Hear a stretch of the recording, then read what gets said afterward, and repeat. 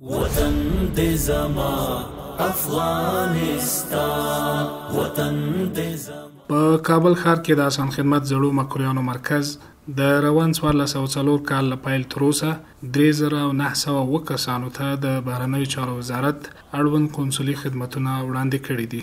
د دې ترڅنګ په یاد مرکز کې نږدې 32,000 نورو هیوادوالو ته د نویو الکترونیکي تذکیرو، زیږون کارت ویش او د الکترونیکي تذکیرو تر ویش وروسته خدمتونه هم وړاندې شوي دي.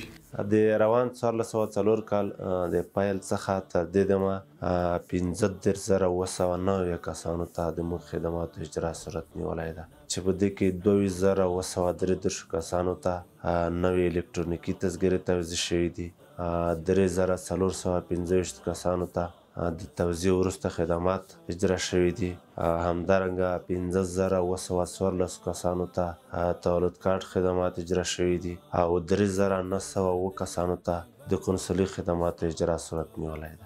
د ښاغلي کارګر په وینا په دې مرکز کې د نویو الکترونیکي تذکیرو د ویش ترڅنګ تر ویش وروسته خدمتونه هم فعال دي. د ویش وروسته خدماتو کې د تذکیرو نوي کېدل او تذکیرو کې د اصلاح خدمات او همدارنګه د ودونو ثبت صورت نیسي. د دې ترڅنګ د امکاسان خدمت مرکز کې د قونسلي خدماتو اجرا هم صورت نیسي.